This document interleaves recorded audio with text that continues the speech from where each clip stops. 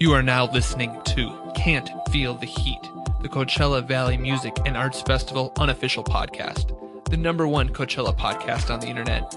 Our mission is to explore the complexities of Coachella, covering the news, music, artists, technology, culture, and business of the greatest music festival in the world. My guest today is Tim Cromwell. He is the concert strategies expert. Some people call him the concert concierge. I've got my co-host, Enrique Lopez. Say what's up, Rico. What up? Welcome to the podcast, Tim.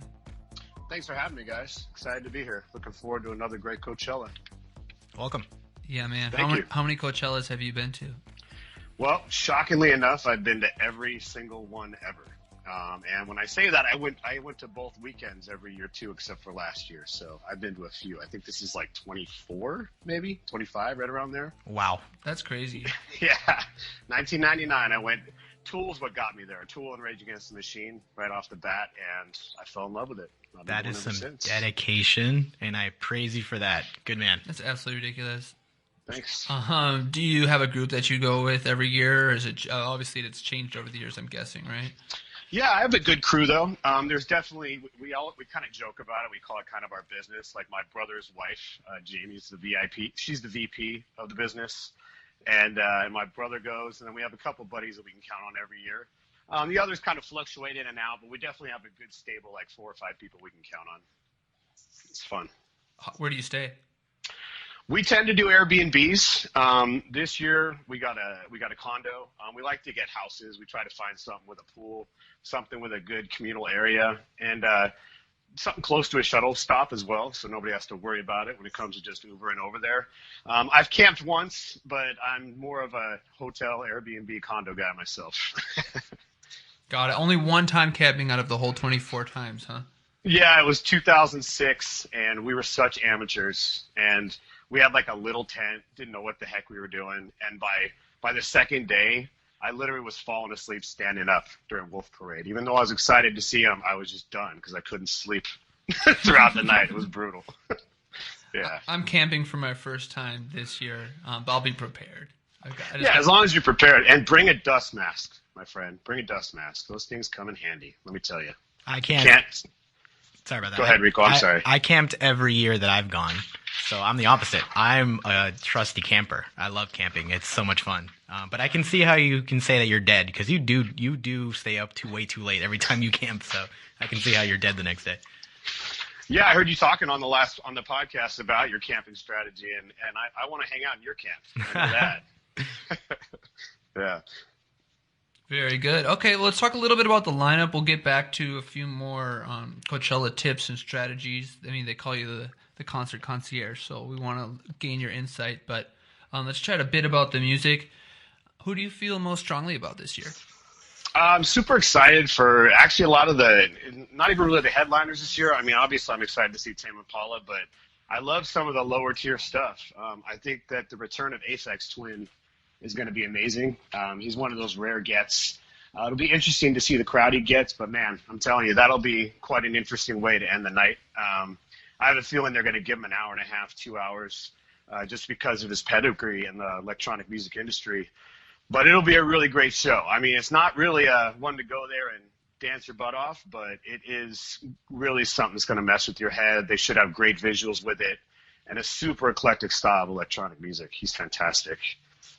Awesome. So he doesn't perform very often, right?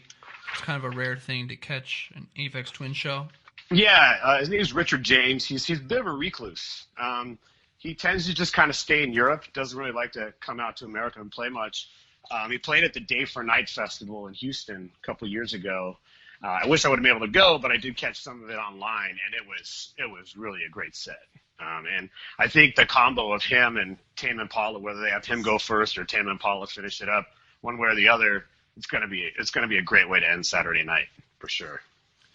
Yeah, it kind of seems like a potential conflict with Tame Impala there, or maybe you think they would have Aphex Twin open for Tame Impala? Yeah, I mean that's the big question. You know, like how are they gonna play that off. I feel like they would understand that people that like Tame Impala are going to want to see Aphex Twin as well. I just think that's such a cool combo, especially for people that, tend to like more kind of psychedelic stuff and kind of trippy stuff to finish off the evening. That'll be a really great run there to end it. Kind of slow moving and mellow, but that builds up and has these different layers to it. Am I right, or is that just a few songs that I listened to? For sure. He's definitely one of those guys you can tell he thinks out his set. He kind of takes you on a journey. I could see how some people at the beginning of the set might kind of walk away thinking it's just going to be super mellow.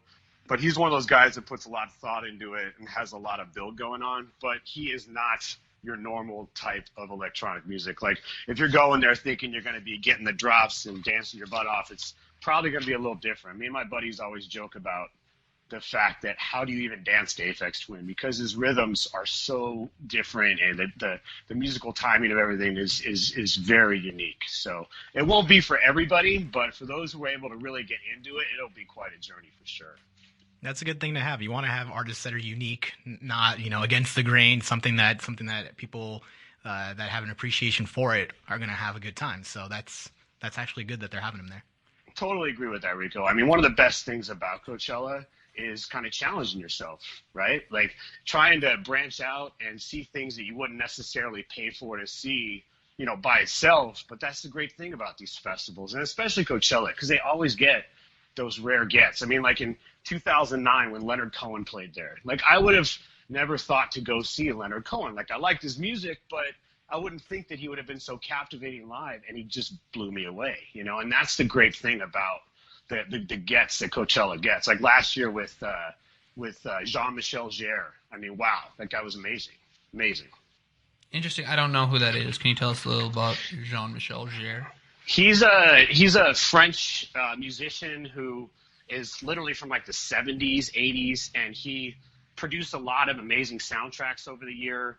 And he's a type of electronic musician that is more like keyboards, drums, and samples. So he had like two drummers. He had keys surrounding him. And his visual setup, like I heard Paul Tollett talk about it, they put him on the outdoor and basically made the outdoor bigger last year just for him. And it was just amazing. And there wasn't that many people there because he kind of slid under the radar. But those types of ones that if you do the research and you find out about it, it's just amazing. I mean, it was Soul Wax into them was just such a great combo last year. Fantastic. Where did you hear Paul Tollett? Well, Paul Tollett, like he does kind of like sparing little interviews here and there where you can kind of catch in on stuff, and I'm always kind of looking around, I actually did meet him once too, but I can't say that we're like buddies and talking and everything, but I definitely kind of fanboyed over Paul Tollett. I don't get super excited about celebrities, but Paul Tollett, of course, it's like the guy's my hero. For people who don't know, can you tell us who Paul Tollett is? Paul Tollett is the creator of Coachella. He's the guy that started it all, and he continues to be the curator. And one of the things that he really focuses on is being the one who chooses the lineup. Even though he's been doing it for this long, everything goes through him, and he just has a great ear. And he's, over the years, has just introduced so much great stuff. And when I talked to him, I said to him, I said, I just want to thank you for always, thinking about the older generation like me. I'm old at 44, but the people have been going since the beginning and making sure to throw those little nuggets on the lineup that we're going to enjoy. And he looked at me and goes, well, I'm from that generation. I'm always going to do that. So he's amazing. He really does a great job. Sounds like the man. Yep. For sure. Tell me a little bit about Gessafelstein or Gessafelstein. Still kind of don't know how to say his name, but are you looking forward to seeing him? I'm going to go with Gessafelstein, but again, I could be totally wrong too. It's one or the other. But he's another one of those kind of reclusive DJs that really kind of bends things and is very intense. He's one of those ones when you hear his music, it almost sounds like one of those dark 80s kind of new wave soundtrack style. And he played in 2015 when he announced it as his last live set ever, where if you know DJs, that means they're actually like kind of live mixing. But he's back this time, and he's one of those ones that it's almost like kind of like a version of like electronic metal, if that makes sense. Yeah. Where it's heavy, it's dark, but it's super impressive. Like the guy is very intense, and he really likes to use the lighting in the room too to make an even more intense experience. And he played the Mojave and just crushed it that year. It was fantastic. One of my Coachella regrets, didn't go see him. I don't even remember who I went to go see instead of him, but I definitely regretted that. I think my wife wanted to go see something else. I was like, all right, whatever. I regret. That's why I used to do the 2 weeks, to eliminate those conflicts. Yeah. That makes it fun where you can kind of, pick one weekend and pick another next and make it like a long festival. But that's tough to do. That's a serious marathon you're talking about there, and a lot of money. You sure you're not going to go weekend one this year? Yeah, I'm more of a weekend two guy. I really am. I think that there's definite there's a lot of positives to go into week two. I mean, if you look throughout the history of when they've broken it into 2 weeks, the weather's been better basically, I think, every weekend two except for one. And also any sort of like issues they have when it comes to like getting in the venue, when it comes to like sound problems. Sometimes bands, like their visas get messed up and they miss week one. And I just think that week two tends to be the better weekend. And also the bands are more comfortable. You see better performances in week two. A perfect example was Radiohead a couple years ago. They had dude. Yeah, they had that sound problem in week one. Sound issues. And it killed their momentum. It killed their momentum that week. And they totally came out in week two and made up for it and just crushed it. Yeah. And that's... Sorry about that. A lot of the veterans that I've talked to also say that weekend two now is a better weekend because weekend one is more for kind of like the seamsters, and then weekend two is for like the people that really want to be there. So I've heard a lot of different arguments for both sides, but we'll see. The grass is better weekend one. That is a good argument. The grass is better weekend one for about 3 hours. And then, and then it's true. The grass is better, but I totally agree with you, Rico, that it has become week one. There's the demand because the press is there, because like everybody wants to be seen. It's a bit of a fashion show. It's a much younger crowd, whereas week two tends to be more kind of eclectic and more for kind of the vets, I would say. I'm probably normally a weekend two person, but so I bought tickets for weekend two this year, and then I found out it was Easter, and I celebrate Easter with my family, so switching over to weekend one, and that's where the idea for camping came in, because it was like I had my place locked up for weekend two, so I had to let that go, and it's like, okay, I guess we'll just camp now, since we'll figure it out. I mean, as long as you're prepared, as long as you bring the right stuff, as long as you got a good crew with you, I'm sure it'll still be amazing. I mean, sometimes I'll just go wander around the campgrounds, even though I'm not staying there, just to have a good time, meet people, see the art they have over there. It's still a really great area, for sure. Yeah, they've had some cool art in the campgrounds the last couple of years. Yeah, they definitely put some specific stuff in there that people don't see unless they go over there. Yeah. All right. Well, good stuff. Let's talk about some of the artists you mentioned, too. Was real quickly, you told me you were into Anderson .Paak, Janelle Monae, Kacey Musgraves, and we talked about Aphex Twin, Tame Impala. Kacey Musgraves just won Album of the Year. Is that right? Yeah, she did. And I can't say that, I really count on the Grammys to tell me what type of music to listen to. But that being said, Golden Hour is a really beautiful album. And I'm not a country guy. Like, country is, like, honestly my least favorite style of music, but one of my concert buddies turned me on to it pretty early on, and it's really a beautiful album. It's kind of a hybrid. I wouldn't really necessarily say that it's straight up country, She almost has a disco beat on some of those tracks. And some of them are super beautiful too, like, and profound. And she seems to me, and we'll see, she seems like a perfect sunset act. Maybe sunset on the outdoor or on the main. Her album's called Golden Hour, right? Right, Golden Hour, yeah. She'll be playing something. And for those who are listening, just listen to like the first 4 songs, and it'll grab you right there. It really is.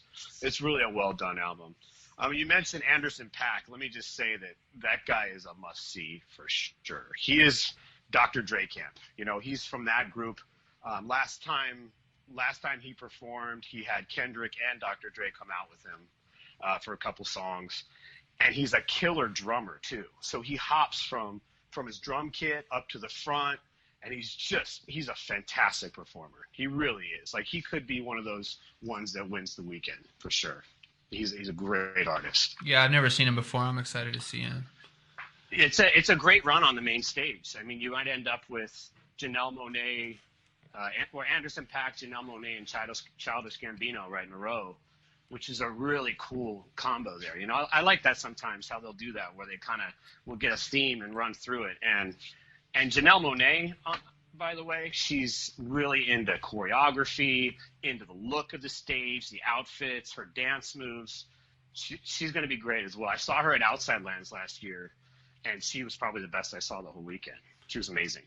I watched her Grammy performance last night, and it reminded me of Prince.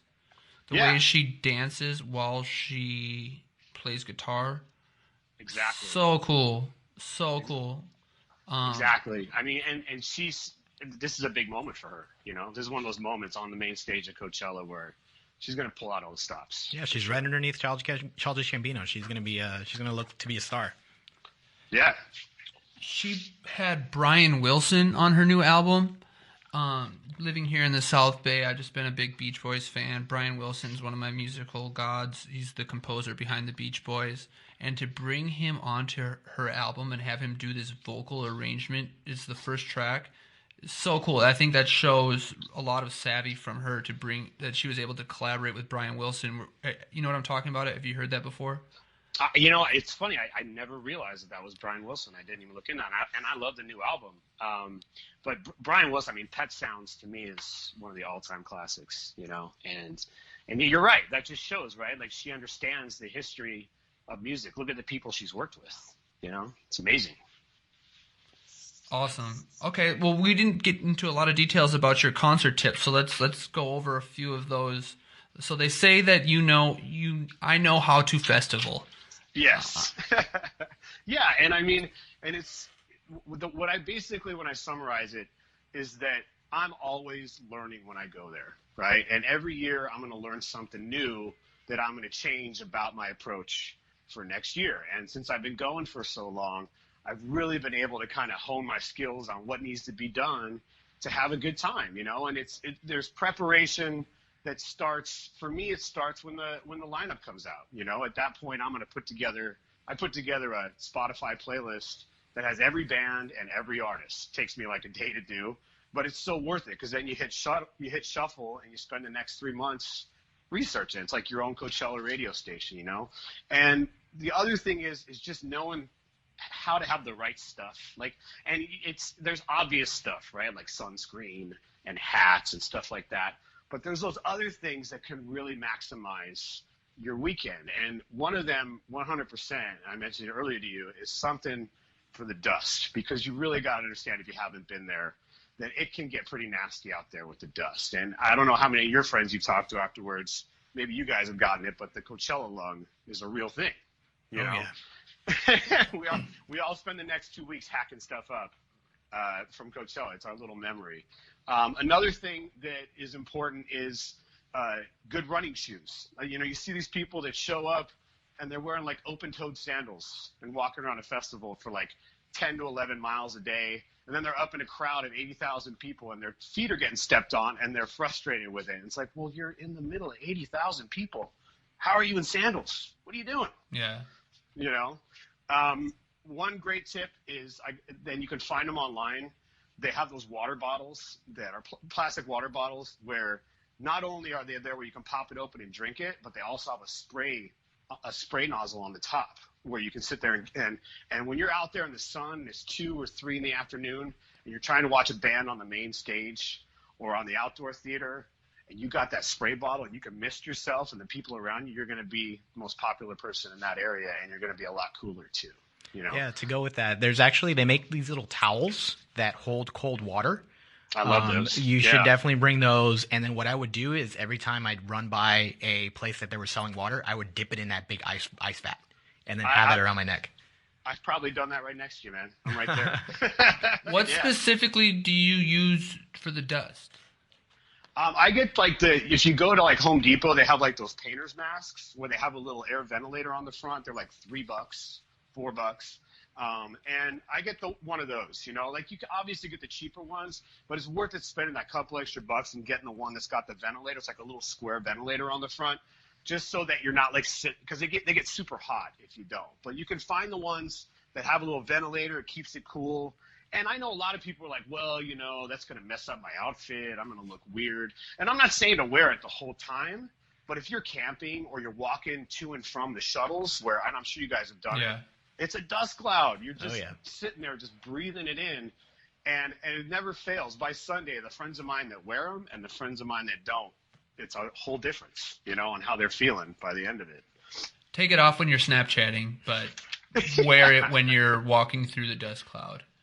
And then another thing, like strategy-wise, guys, that I think is really important is when you actually are in the venue, And one of the things I would recommend everybody is get there early, Like, I know that the nights can be long and that you're kind of tired, but set your alarm, get up, have a nice breakfast, maybe chat with your friends, relax. And like noon or 1, maybe 2, get in there. Because, it only comes around once a year. And some of the best parts are when you get there and barely anybody's there, and you can really kind of experience everything that it's hard to experience once the sun sets. You can hit the different art that exists. There's all those like interactive art pieces. You can get your merchandise. You can, get a lay of the land. You can get up super close for some of the early acts. Rico and I were the first people in the doors. Yep. Well, last maybe 2016. That was so cool. They literally just opened the doors. We had the whole Coachella to ourselves. First people in there. We made it a cool. point to do that. But no, that's true that you say that, because another thing too is there's so many artists that just start right at the top, and you would have if you don't want to get there till 4 or 5, you're gonna miss so many artists that you could have seen that you didn't even know about. It could have been a great band that now you love. So absolutely that happened to me a bunch of times, because I always go early. Everybody else never wants to go early. I don't care. I'll go by myself early. Me too. And it cracks me up because people will be like, "Oh man, I'm so tired." It's like, wait a minute, like. Just go get in there, and then you could just chill. You paid $500 to go in, and you don't want to get in? Yeah, and another thing on that, right? Like when you're talking about like your different friends and stuff, if I could make a recommendation, like you said about going solo, Rico, that is such a great thing to do on occasion. It really is, because you end up chatting with people you've never met. You don't have to sit there and worry about, that everybody else has got a good spot. You can just let momentum take you where you want, and some of the best times I've had have just been kind of flying solo, wandering around, soaking everything in, and seeing bands that you never would have thought of seeing. You walk by a stage and you check them out. Next thing you know, they're one of your favorite bands. It's really a great way to do it, for sure. Well, that's some good tips. Anything else you want to add before we wrap it up? Yeah, I mean, one other thing I would definitely focus on is strategies when it comes to where to stand for these shows. Stand by the speaker. Well, a lot of times, definitely get in line with the speaker, but a lot of times people think that getting up close is imperative, but the best spot is going to be right in front of the soundboard. Like the sound is going to be the best where they can hear it, where they're working on the sound, and you get the whole lay of the land of the stage too, because a lot of times these visual setups, if you're too close, you're really not getting the whole feel of what's going on. And also, just one other tip with the stages, always try to go the least traveled way, right? Like if you're heading from the main stage to the outdoor theater, go around to the other side, because everybody that flows over there just goes to the left side, right? Like go around the outside and then come in, and you'll easily find a spot, And once you get a spot, if somebody starts talking or somebody's bumping into you or somebody's tall and they're in front of you, don't make a big deal about it. Just go somewhere else. You got the whole field, It's up to you to find that perfect spot and to really get the most out of it. Yeah, I think most conflicts can just be avoided by just being a little flexible. If you see people that obviously look like trouble, you're gonna run into that every once in a while. Very rarely, honestly. Yeah, very rarely. Very rarely. Right. But it's just a general life lesson. Just sidestep it. Let those people go about their, being annoying, and you don't need to confront them. Just move on. Exactly. I mean, that is the best thing you can do. There's always going to be that other spot that's easier to get. And if it seems super crowded and you want to get up close for somebody, don't be discouraged. Just keep moving until you find an open spot. Like a lot of times there'll end up being like a wall of people from the soundboard back And if you can just get past that, then it starts to open up. And there's always going to be that good spot. You just have to be willing to work with it and find it. A good spot is often not like if you can just tuck yourself right up against the soundboard. That way you can lean against the soundboard and have no one pushing on behind you. It's like a line of protection for your back, right? You can just lean against the soundboard. No one's going to push up on you, and it's going to be harder for people just to get to where you're at. That's a great tip.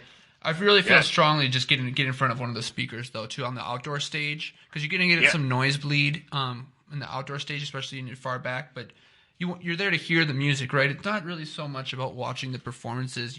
Hopefully you can get a good spot, but reality, there's going to be some acts that you want to see that you're not going to get a good spot for. But you can mitigate that by just having the great audio by getting by one of the speakers that they put out into the field. Exactly. And one other tip just for people out there, don't be the person that's up close talking to their buddy all loud during a set. Please. Just don't talk. There's no reason to talk at all during Coachella. Just because you're going to lose your voice, right? And don't sing along, please. I'm here to listen to the artist. I don't want to listen to you. I'll turn around sometimes to people and just be like, hey, man, can you just turn it down a little bit? I'm hearing you. I'm not hearing them. And usually they get a little upset, but then they'll kind of let it go, and they will. But it's like, you can't get this moment back. So you got to make sure to maximize your potential when you're there and try to avoid all those issues. But there's so many people sometimes you're just like, why are you standing up here? If you want to chat, go to the beer garden, hang out, no problem. Overall, though, camaraderie is important, and we're all there to have a good time. And I love everybody that goes to Coachella, so it's very rare that you'll meet somebody that's going to be too crazy. But for sure, I mean, we are all people that love music, and we love all types of music, and that's what's great. You get such a wide range of culture there. It's really great. Hey, Tim, you've been a great guest. Thank you. Thank you so much for being on Can't Feel the Heat. It's my pleasure, gentlemen. I'll talk to you soon. Thanks for having me. Yep, see you out there. Bye. All right, take care.